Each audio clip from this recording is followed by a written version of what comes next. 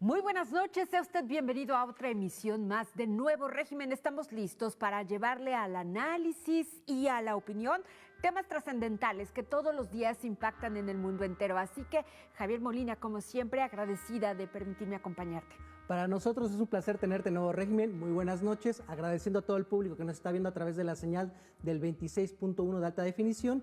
Y a nombre de todo el equipo que tenemos aquí en el estudio y en cabina, les damos la bienvenida. Por supuesto que sí, si te parece bien, comenzamos con los temas que hoy nos importan y nos impactan. Donald Trump se reunió con el presidente de Siria al margen de la cumbre de la OTAN que se realizó, por cierto, en Ankara, en Turquía, anunciando un giro geopolítico importante para Estados Unidos porque ahora anuncia históricamente que retirará a Siria de la lista de países que apoyan el terrorismo. Estamos orgullosos del trabajo que está haciendo. Siria se está convirtiendo rápidamente en una nación muy estable. Eso nos llena de orgullo. Siria se está integrando al Oriente Medio. Siria tiene una cultura fantástica, académicos, médicos, uno de los mejores países del mundo. Pasaron por una fase terrible, pero es un país que llena a muchos de orgullo. Gracias, señor presidente. ¿Quisiera decir algunas palabras?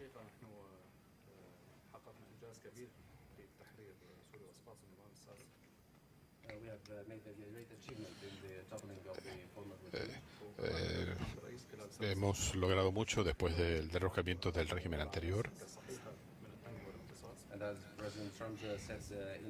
Como ha dicho el presidente Trump, en año y medio hemos logrado unificar al país, lo hemos vuelto a encaminar. Por supuesto que esto se debe a la fortaleza del pueblo sirio, a la ayuda del presidente Trump y a la decisión histórica del presidente Trump al levantar las sanciones, así como también a la ayuda de países aliados de la región, Turquía y otros países.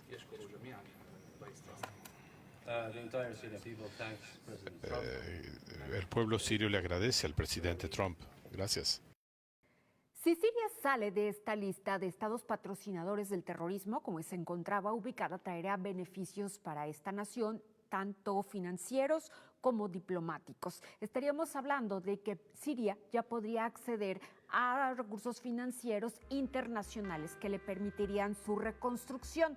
Pero Javier, hay que señalar que para Donald Trump esta no fue una decisión solamente por buscar una pacificación como muchas veces nos hacen creer. Realmente hay un interés detrás de ello. Como acabamos de ver la reunión con el presidente de Siria y Donald Trump representando a los Estados Unidos, uno pensaría que es una situación de normalización de las cosas que tenían, si tenían este tipo de lista negra respecto a los países que apoyan al terrorismo, que en este caso desde 1979 Siria estaba en la misma. Pero lo curioso es de que tenemos aquí un discurso político que se cae. Nosotros actualmente en México sabemos de que los grupos del crimen organizado son catalogados como terroristas. Antes de que se le metían a los grupos del narcotráfico en esta lista, en el caso de Siria, las personas que estaban al frente del poder político, tanto Bashar al-Assad como dictador de Siria y su padre, tenían esta categoría. Bueno, la persona que actualmente está al frente del país también está catalogado por parte de Estados Unidos como terrorista. Pero lo que parece curioso es que sabemos que Estados Unidos tiene una estrategia muy peculiar respecto a cómo poder desestabilizar países que no necesariamente se alinean a los intereses. Esta persona que actualmente ocupa el cargo como presidente provisional de Siria llegó a través de un levantamiento militar en donde prácticamente hablamos de que en Siria hubo una guerra civil durante 10 años, aparte de que existía una guerra civil entre facciones, entre grupos yihadistas del Estado Islámico, gente que apoyaba a Bashar al-Assad, el anterior mandatario.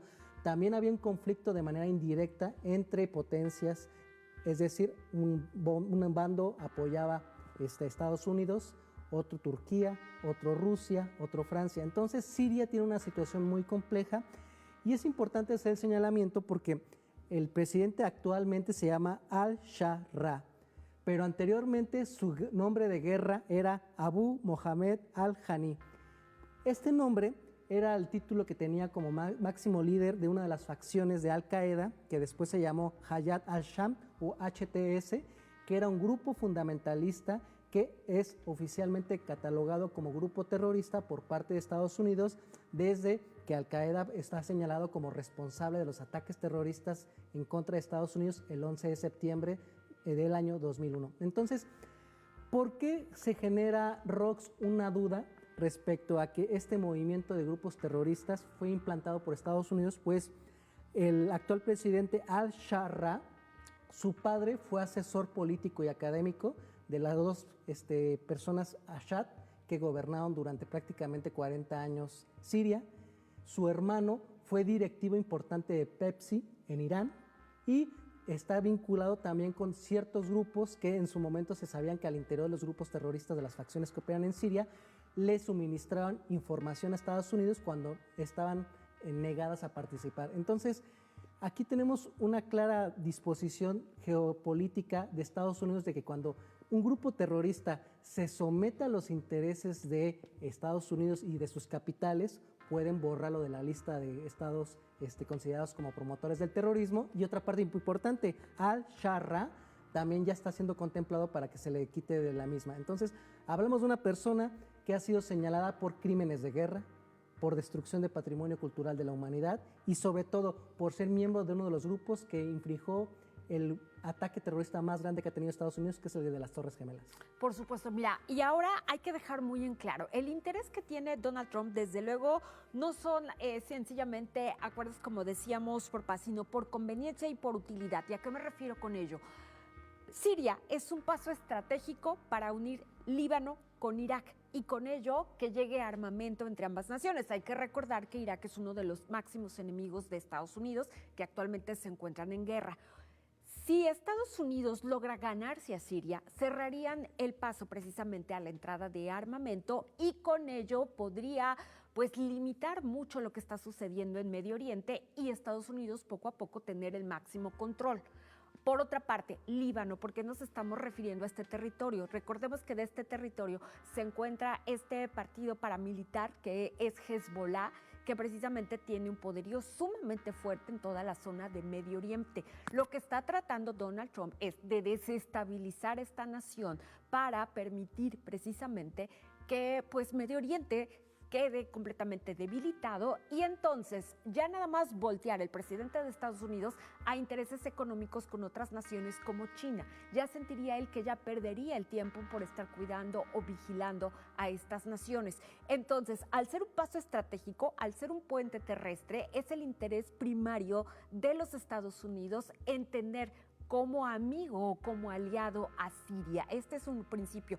Y desde luego, como decíamos, a Siria lo que le compete, su interés, es que ya las sanciones económicas o financieras, porque precisamente está completamente limitado, no ha sido una nación que se pueda construir por falta de recursos, que se le vuelva a poder inyectar toda esa economía que sabemos que muchas veces y lamentablemente dependen de Estados Unidos. Si Estados Unidos corta el financiamiento a las naciones o a los organismos que dependen muchas veces para que llegar a cabo salud, por ejemplo, alimentación, entre otras instancias, y que eso, entonces las naciones terminan doblegándose ante los Estados Unidos. Y yo agregaría a este excelente análisis geopolítico que acabas de aportar para el público de RTV, es de que también Siria representaba una parte importante como aliado regional de China y de Rusia. Una de las bases más importantes que tenía Rusia en la parte de lo que son las zonas de aguas cálidas. Hay que recordar que Rusia la mayor parte del tiempo tiene problemas de congelamiento de sus mares territoriales por estar cercanos al Ártico o por tener una franja costera limitada por enemigos que podríamos decir que son personas y países que no están afines a sus intereses, como puede ser, por ejemplo, Japón. Precisamente es una parte muy importante de importantes buques y de la Fuerza Aérea Rusa, y también una parte importante con la que contaba China para conectar su ruta de la seda, es decir, la parte de conexión del mercado más importante que tiene China en la parte de la zona continental euroasiática, que es Europa, precisamente de la conexión entre lo que es Europa y China, que es el principal productor de bienes y servicios y aparte también es un gran consumidor de bienes europeos, una parte importante de una de las rutas de la seda del siglo XXI precisamente pasaba por Siria. Entonces, es una medida geopolítica muy importante. Y el público nos va a preguntar, Rox, bueno, ¿y a cambio de qué Estados Unidos se va a hacer de la vista gorda para quitar a Siria como un país promotor del terrorismo desde su punto de vista y quitar al Al-Sharra como una persona terrorista? Pues simplemente porque ya dio garantías de que van a entrar empresas transnacionales estadounidenses y europeas para poder explotar sus recursos naturales, entre ellos el petróleo.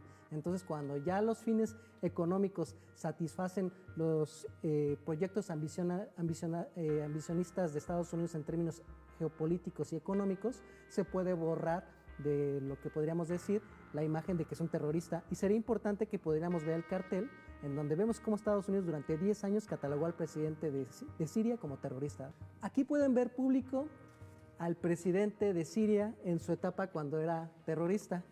Si se dan cuenta, el cartel viene en inglés, es oficial y les vamos a dar una traducción. Dice el cartel: detengan a este terrorista, Mohammad al-Jabali, recompensa por su justicia. Y vamos a pedirle a Rox que pueda leer qué era lo que decía este cartel de una recompensa de $10 millones por su captura.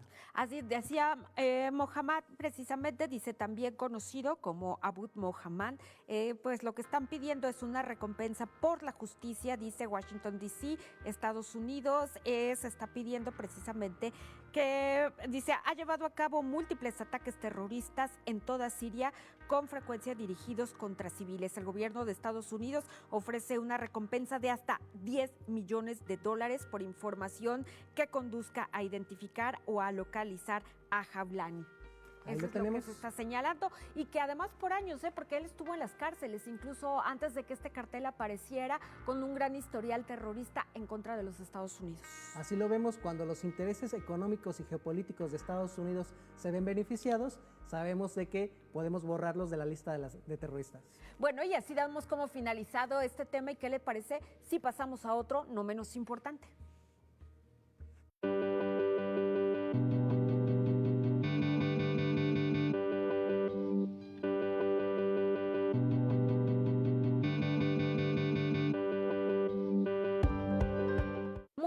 De 17 mexicanos en manos del ICE en Estados Unidos pone en evidencia la realidad de cómo se están aplicando sistemáticamente criterios raciales y del uso letal de la fuerza de la agencia migratoria. 14 personas murieron una vez que estuvieron detenidos. 3 más murieron mientras estaban llevando a cabo los operativos de detención. Esta vulneración de los derechos humanos, desde luego, ha generado que el gobierno de la presidenta Sheinbaum decida escalar acciones que ahora van de la vía diplomática a la jurídica. Ha anunciado la presidenta Sheinbaum que por primera vez se llevarán acciones legales, tanto en México como en los Estados Unidos. Y este es un importante antecedente, Rox, porque primero se agotó la vía diplomática para obligar a las autoridades estadounidenses, en específico al ICE, a que dieran un patrón de respuestas de cómo eran las formas en las que habían tratado lamentablemente a estos 17 mexicanos para que se iniciara un proceso de investigación. Prácticamente durante 1 año y medio no hubo una respuesta institucional que podríamos decir que fuera contundente para poder esclarecer la cuestión de los mexicanos que fallecieron en manos del ICE. Y esta parte es importante porque se puede generar un precedente importante, porque al tratar de pasarlo a la vía judicial, ya directamente el gobierno mexicano, en la defensa de los mexicanos que están viviendo en Estados Unidos, pueden entablar una demanda en contra de lo que es el sistema jurídico de Estados Unidos, en la parte de lo que es la relación con el ICE. Y también una parte también muy importante es que el ICE tiene subcontratada la parte de los centros de detenciones, que es donde lamentablemente ocurrieron de esos 17 asesinatos, 14 de mexicanos. Entonces, cuando se pide una investigación para sancionar a la empresa, vemos que se da un paso. Y si nos damos cuenta, la presidenta Claudia Sheinbaum ha tenido una serie de medidas que han pasado más allá de la reclamación oficial o una declaración de prensa. Por ejemplo, al mismo tiempo que se va a plantear que la Secretaría de Relaciones Exteriores, a través de la Fiscalía General de la República, presente esta demanda para exigir judicialmente a las autoridades estadounidenses que se proteja a los mexicanos y se esclarezca estas lamentables muertes, Una parte muy importante también, la parte jurídica, es de que México inició una demanda jurídica en contra de las empresas armamentistas de Estados Unidos que suministran armas al territorio mexicano vinculadas con el crimen organizado. Entonces, creo que tanto demandar a las empresas de armas como la parte de que van a pedir jurídicamente una situación de aclaración por el ICE, se marca una pauta para tratar de jurídicamente castigar estas violaciones a los derechos humanos a nuestros connacionales. Esta decisión la toma la presidenta después del fallecimiento de Lorenzo Salgado, otro mexicano más. Y es ella lo señala muy claramente, no solamente se va a pedir una respuesta por parte de las autoridades en cuanto al manejo del ICE o de la patrulla fronteriza, sino también de todas las empresas que trabajan dentro y son las responsables de cuidar o de vigilar a las personas que se encuentran ya detenidas dentro de estos lugares precisamente que se han asentado para los migrantes. Si les parece bien, vamos a ver lo que da a conocer puntualmente la presidenta y cómo se va a manejar este caso. Tomamos la decisión, obviamente vamos a mantener la relación diplomática, de presentar una denuncia ya formal ante las fiscalías estatales y la Fiscalía Federal de los Estados Unidos, a quien resulte responsable por lo que consideramos que son homicidios. O sea, no va a ir dirigida. Y en los otros casos por violación a los derechos humanos.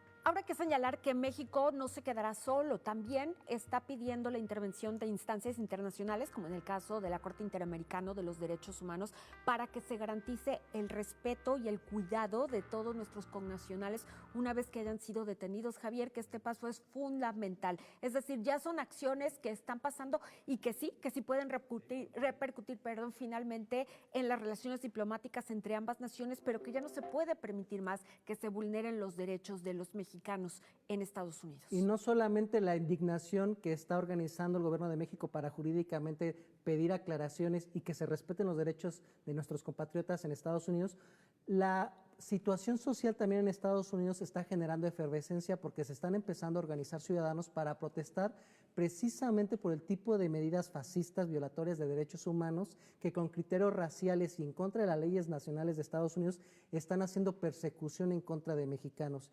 Y el lamentable caso de Lorenzo Salgado Araujo, un mexicano que llevaba 30 años trabajando en Estados Unidos de manera ilegal, pero que había buscado regularizarse como una persona que pudiera estar de manera legal en el territorio estadounidense y para lo tanto había constantemente a lo largo de estos 30 años pagado sus impuestos para demostrar que era una persona decente, en donde se acreditaba que incluso daba empleo a las personas que le solicitaban en su pequeño negocio.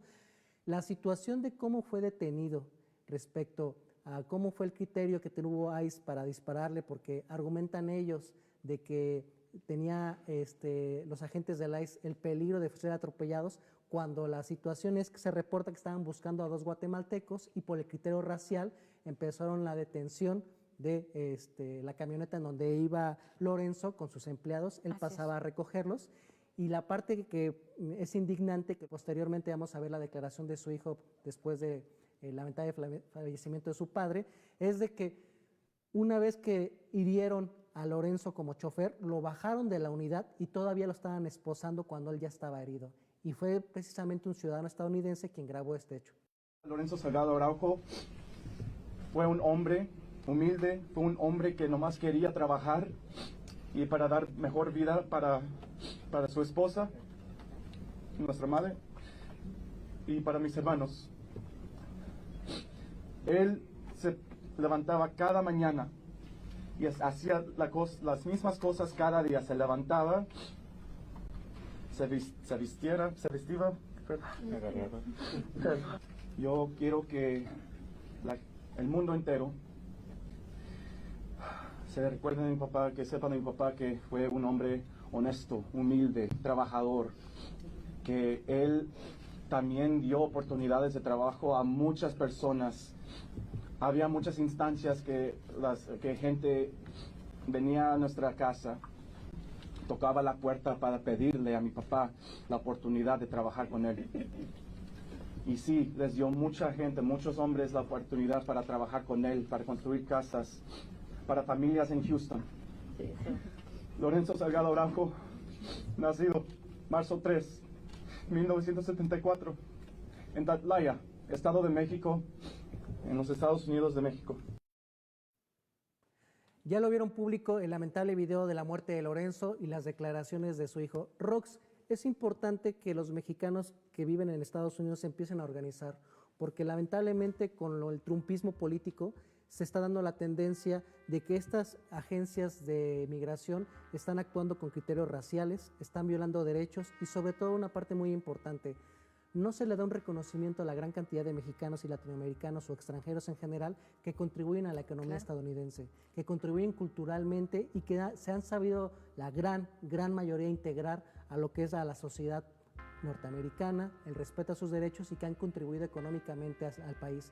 Y esa parte es muy importante porque el ICE tiene como característica de que la mayoría de sus operativos son violatorios a los derechos. Uno, porque no se identifican, no tienen unidades móviles visibles que los identifiquen como una autoridad e incluso han violado una parte muy importante jurídica para los estadounidenses, el respeto a la propiedad privada en la casa, en donde han hecho operativos violando ese derecho constitucional porque no llevan una orden de aprehensión. Es una situación lamentable. Fíjate que me sigue llamando la atención, pese a la evidencia que existe por los videos, que Estados Unidos sigue justificando que sus acciones son en defensa propia. Y la pregunta, lo que queda aquí es que, ¿qué pasaría en un supuesto que México ganara estas demandas? Primero tendría que resarcir a las familias afectadas.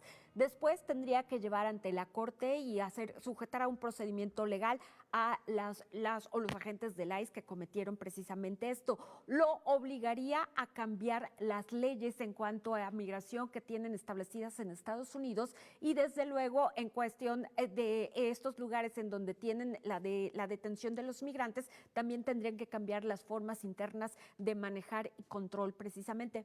Pero la pregunta es si Trump lo aceptaría. Esa es la gran pregunta, Roxana. Exactamente. Bueno, pues hasta aquí queda precisamente tema que tenemos a su discusión. Usted también nos importa mucho su opinión. Tenemos que hacer una pausa, pero quédese con nosotros porque volvemos. Todavía tenemos dos temas de suma importancia, así que volvemos en un instante.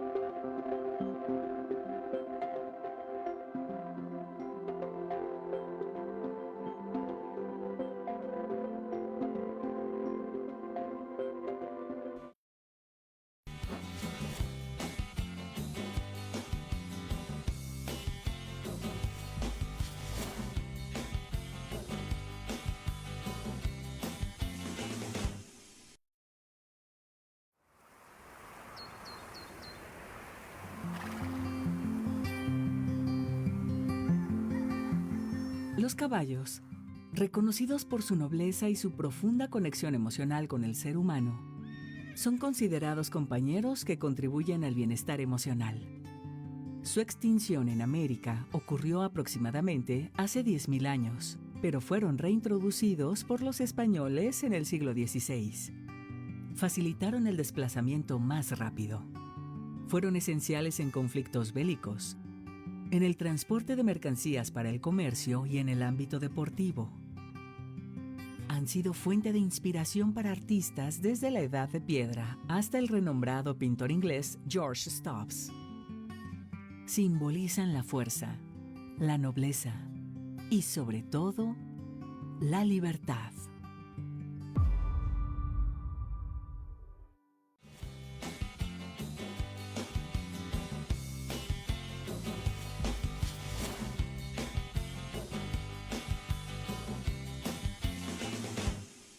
Gracias por continuar con nosotros a través del Nuevo Régimen.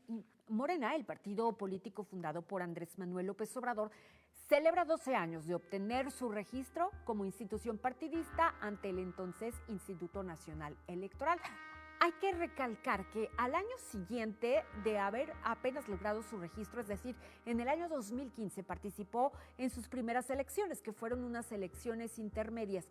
Obtuvo ahí el 8.47% de la votación nacional emitida, que muchos partidos en la actualidad ni siquiera eso obtienen. Y lo más sorprendente es que en su siguiente elección, Andrés Manuel López Obrador ya se convierte en el presidente de la República. Sin duda, Rox, es un fenómeno político que no se ve en el mundo. en donde surges como partido político, en tu primera votación sacas un poquito más de 8% de la elección presidencial y para 3 años después ganas la presidencia de la República con un 56% de los votos.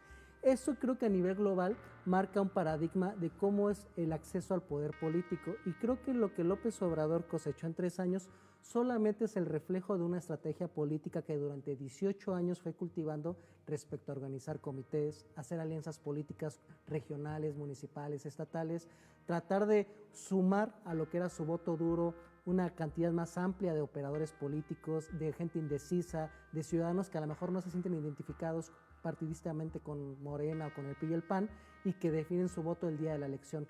Ese creo que es el mayor triunfo que tuvo López Obrador y sobre todo, si nos damos cuenta de este crecimiento que tuvieron en tan solo 3 años, podemos darnos una idea de por qué actualmente con la administración de la presidenta Claudia Sheinbaum tiene una parte muy importante de consolidación política, porque la realidad es que este fenómeno yo puedo asegurar, por lo menos en América Latina, de que un partido político año con año conquiste tantas posiciones del poder legislativo, la presidencia de la República y un montón de estados de la República, no lo podemos ver en América Latina. Creo que sería importante para que dimensionemos este crecimiento político de Morena en 12 años.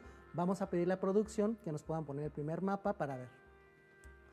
A continuación, público, van a ver cómo estaba el territorio mexicano por distritos electorales. Aquí tenemos 300 distritos de la primera elección donde participó Morena en el año 2015. Si ustedes ven en la parte circular, que es un acercamiento a la zona centro del territorio nacional, nos vamos a dar cuenta que está la Ciudad de México y su área metropolitana, y los pequeños puntos de color guinda son los distritos donde ganó Morena. Y si ustedes se van a la parte cercana a Tabasco, se van a dar cuenta que también ahí hay 2 distritos color guinda. Ese fue el 8% que alcanzó en su primera elección como partido Morena cuando compitió electoralmente. Y para darnos una idea, en ese año prácticamente hubo elección en 2.300 municipios y Morena solamente ganó 8 alcaldías en la Ciudad de México y ganó algunos municipios en Tabasco y en Michoacán. Y después vemos el 2015, Rox. Mira, y es porque además en el 2015, además de que estamos viendo ya cómo prácticamente se transformó el país, hay que decir otra cosa. También se obtiene la mayoría en las cámaras, tanto en la Cámara de Diputados como en la Cámara de Senadores y por supuesto en los congresos locales. Y otro dato que me parece sumamente significativo de los que estás diciendo es que de 2018 a la fecha se suman 12 millones de militantes del partido Morena. Y este crecimiento lo podemos ver para dimensionarlo por una parte más fácil. Aquí vemos las 32 entidades federativas de nuestro país y nos vamos a dar cuenta que para el año 2015 Morena no tenía ninguna gobernatura. Vemos que había dominio del PRI, PAN, en toda la parte del territorio nacional. Vemos ahí Nuevo León, que viene de color morado, que en ese momento gobernaba el Bronco como candidato independiente ganador. Vemos que el PRD todavía existía en la parte de la Ciudad de México, Morelos y Michoacán. Vemos que el Partido Verde nada más tenía el estado de Chiapas y vemos que el PAN tenía Baja California Sur, Sinaloa, Querétaro y Guanajuato y también el estado de Puebla. Y le vamos a pedir a producción que nos pase al mapa del año 2016. Aquí es donde empieza a cambiar electoralmente todavía la estructura de los partidos políticos dominantes en cada una de las entidades. Aquí todavía Morena no tenía ninguna gobernatura, pero nos vamos a dar cuenta que en nuestra entidad, por ejemplo, Veracruz, ya hubo una primera transición. Ahí Miguel Ángel Yunes Linares se convirtió en gobernador del estado de Veracruz en un periodo muy pequeño de 2 años. Y el siguiente salto para el mapa del año 2018 es cuando empezamos a ver los primeros triunfos electorales de Morena, Roxana. Así es. Mira, y además otra cosa que hay que señalar, que llama mucho la atención, que donde ganan algunos partidos de oposición a Morena es porque van en coalición. Prácticamente ninguno está ganando las elecciones yendo a competencias solos. Entonces creo que ese es otro dato sumamente importante de rescatar. Ahora, en 2018 ya estamos viendo, como bien lo indicas, que Morena poco a poco se va haciendo de más territorios. Ya incluso en la zona sur ya está muy evidente precisamente cómo va ganando terreno. Javi, todavía hay algunas como Baja California, por ejemplo, que todavía el PAN pero hay que decirlo que ya va en alianza aquí con el PRD, por ejemplo, en algunos de nuestros estados, como bien lo indicas tú, Veracruz también. En el centro, en el zona centro todavía el PRI principalmente es donde está ganando, pero igualmente va en coalición junto con el PAN y el PRD. Y aquí lo decíamos, Andrés Manuel López Obrador ganó con 30 millones de votos, teniendo ya Morena una gobernatura en Veracruz, en Tabasco, en Chiapas y ganando la Ciudad de México. Después le vamos a pedir a producción, por favor, que nos pongan el mapa del año 2021. Y aquí es donde vemos que Morena prácticamente empieza a tener todavía un crecimiento importante en términos electorales, Roxana. Efectivamente, ya estamos viendo muy claro que son solamente algunos estados que todavía en ese momento no se han convertido al morenismo, todavía están, pero nuevamente se repite que son coaliciones las que tienen que unirse los partidos para poder todavía dominar o predominar en algunos precisamente de los estados. Sin embargo, el mapa ya es muy claro cómo poco a poco se va tiñendo de color guinda. Es correcto, por ejemplo, para el caso del PRI, solamente le queda el Estado de México, el Estado de Hidalgo y el Estado de Coahuila. Nos vamos a dar cuenta que también los panistas tuvieron una pérdida muy importante en donde nada más les queda Chihuahua, les queda Durango, les queda Aguascalientes, les queda Querétaro y les queda el Estado de Hidalgo. Y en la parte sureste les queda Yucatán y Quintana Roo. Y para Movimiento Ciudadano les queda Nuevo León y el Estado de Jalisco, y el resto del país empieza a pintar de color guinda, en donde Morena empieza a dar un boom.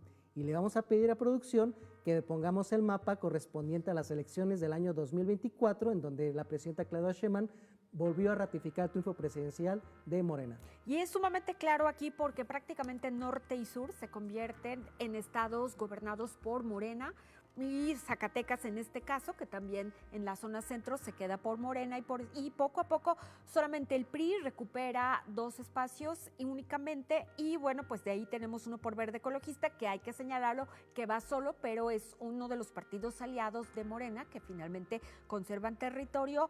Movimiento Ciudadano comienza a perder, eso también es muy evidente en 2024, únicamente se queda con Nuevo León, como lo conocemos actualmente, en uno de los estados que ganan, y pues para el PAN prácticamente 2 estados, 3 estados únicamente.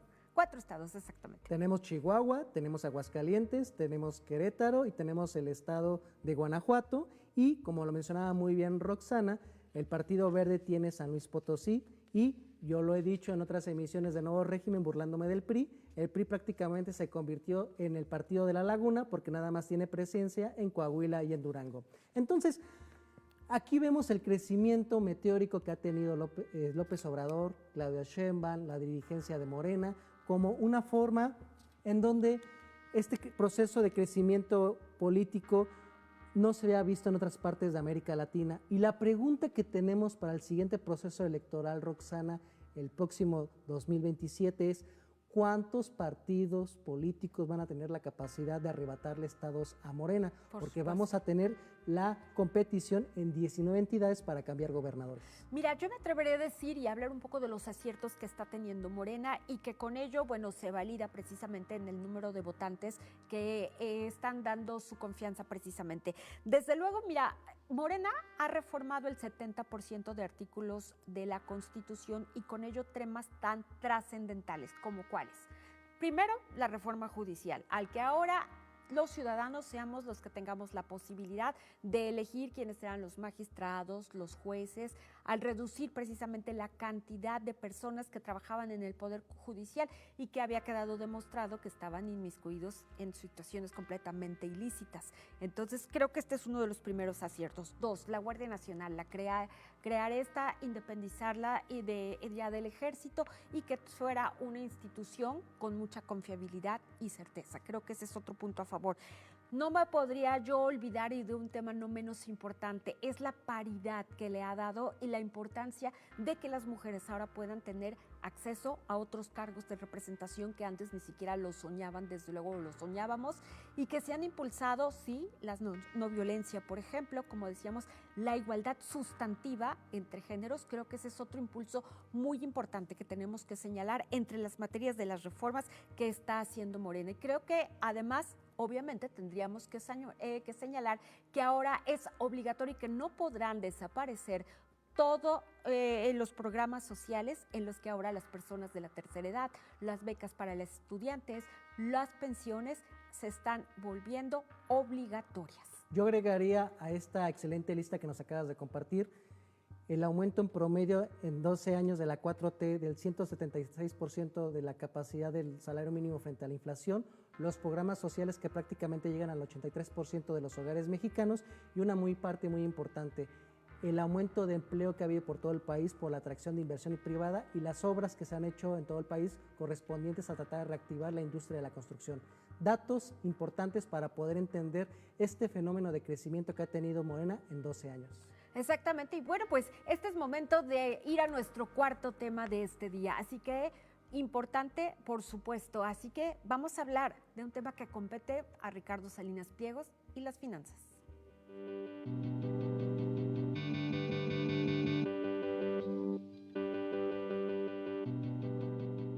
Bien, ¿por qué ponemos este tema hoy en la mesa? Una jueza declaró a TV Azteca de Ricardo Salinas Pliego en un concurso mercantil. Ahora tendrá 365 días para evitar que su empresa se vaya a la quiebra.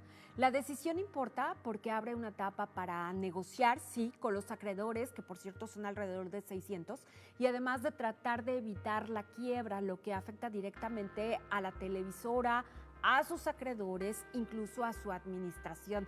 Así que me llama la atención qué es lo que va a implicar en un personaje que aspira a llegar a la presidencia de la República. Y sobre todo que como bandera política hace una crítica en la forma en que se administra el poder político en México a través de la presidencia de la República y las gobernaturas de todo el país, en donde tiene dominio Morena.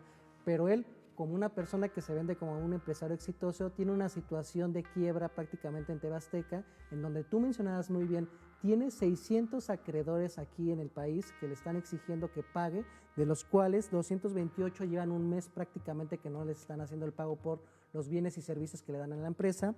En Estados Unidos tampoco tiene la cosa fácil, tiene una deuda de $400 millones al Banco Melón de Nueva York, que desde el año 2020 no ha pagado este préstamo que recibió de esa institución financiera, con el argumento de que como se inició la etapa de la pandemia global, él tomó la decisión de no pagarlo porque decía que no tenía ingresos para poder pagar ese crédito. También tiene una situación jurídica compleja en Estados Unidos con las autoridades hacendarias, porque también debe $290 millones al banco Alter Bank. Es decir, una persona que quiere venderse como una persona que es eficiente al frente de sus empresas, está demostrando que una de sus empresas clave de Grupo Salinas, TV Azteca, no tiene la capacidad financiera para poder incluso pagarle a sus proveedores que ayudan al mantenimiento de lo que es su señal y su concesión. Y esta parte es muy interesante porque Ricardo Salinas Pliego es el tercer hombre más rico de México. Es una persona que durante muchísimos años prácticamente hizo que TV Azteca tuviera altos ingresos a partir de la publicidad gubernamental y que incluso creó empresas mineras de seguridad, de internet y de electricidad para venderle sus servicios a las empresas estatales y al gobierno federal. ¿Qué es lo que ha pasado? Que a partir de que Ricardo Salinas durante 13 años tuvo una estrategia de litigios fiscales para no pagar impuestos y a partir de que la Suprema Corte de Justicia le determinó que ya tenía que pagar sus 33,000 millones de pesos de deuda, añadiendo de que su deuda original era de 72,000 millones de pesos y podríamos decirle que tuvo una quita casi superior al 50%, Ricardo Salinas Pliego se vio obligado, como el resto de los mexicanos, a tener que pagar los impuestos y esto está generando que prácticamente tenga pérdidas importantes donde sus bonos en la Bolsa Mexicana de Valores tengan muy poco valor. ¿Y qué estrategia planteaba Ricardo Salinas Pliego para no pagar impuestos y que ahora quiere tratar de asumirse como un perseguido político por hacerlo pagar sus impuestos? Es de que Ricardo Salinas Pliego podría tener un problema de quiebra de su principal instrumento mediático de posicionamiento político y de golpeteo político a un proyecto que lo está obligando a pagar impuestos. Además, fíjate que lo que me llama la atención es que él inició una autocampaña basada, decía, en que iba a acabar con la inseguridad, pero por otra, que todo sería legal y se iría por lo justo. Y además quiso evidenciar que había algunos ciudadanos con privilegios, como en este caso quería decir él, que estaban evadiendo de alguna manera el pago al fisco, todo lo que tenía que contribuir, mientras que no se imaginaba que la política de cero corrupción del gobierno federal le iba a obligar y lo iba a poner en evidencia a que pague. Y aún así se le pudo disminuir la deuda de más de 70 y tantos millones a 30 y tantos millones. Ahora, evidentemente habría que analizar cuáles serían las repercusiones en la imagen de un hombre que después de que quería sustentar precisamente que todo se iba a hacer por la legalidad, por la justicia, por lo derecho, por lo que él abanderaba que era lo que necesitaba México, ahora trata de evadir las responsabilidades. De entrada, hay que recordar que hay muchos trabajadores para sus empresas que ellos mismos han sacado a la luz evidencia de que no se les paga, de que no se les está cumpliendo con lo que la ley laboral implica, es decir, no reciben sus prestaciones, no están recibiendo sus pagos de forma puntual, en fin, que se está violando mucho las leyes generales. Ahora, ¿de qué se trata cuando en lugar de dar confianza y certidumbre para decir que en México se pueden abrir empresas?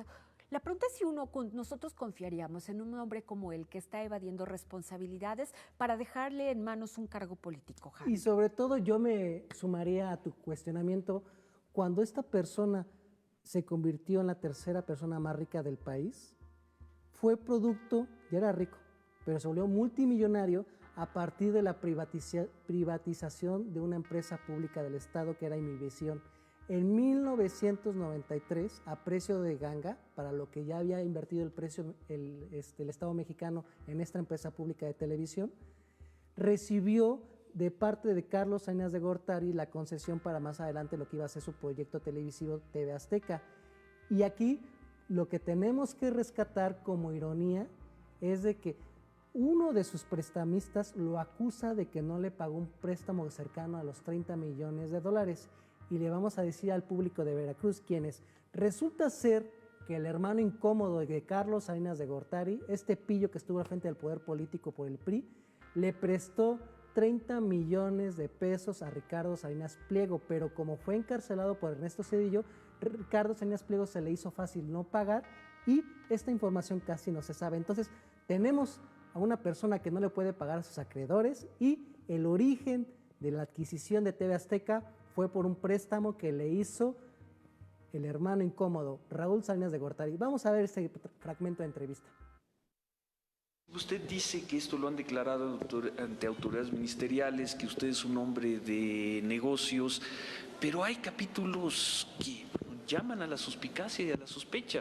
El caso de Ricardo Salinas Pliego, 25, 26 millones de dólares de préstamo o de inversión. ¿Qué fue aquello? ¿Fue un préstamo o fue una inversión para comprar televisión? Para ser precisos, sí.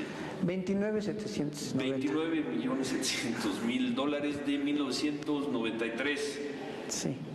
Préstamos, inversiones, ¿qué era eso, ingeniero? Sí, yo le di precisamente un crédito por ese monto. Un crédito. Era un crédito para una inversión, nada más.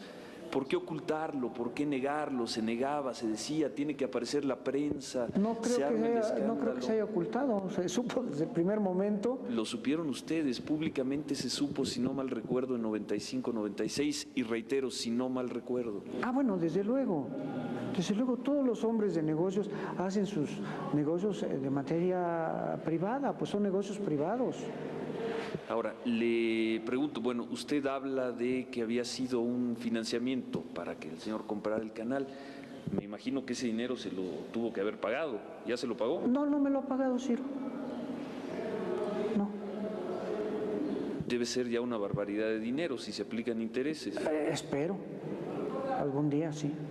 Ingeniero, disculpe, pero cuesta mucho trabajo entender que usted hubiera ayudado a una persona con el financiamiento para que ganara una licitación y tuviera un canal de televisión. Ahí es donde no está correcta la pregunta, Ciro, discúlpeme usted. Yo no le ayudé a Ricardo Salinas a que ganara la licitación.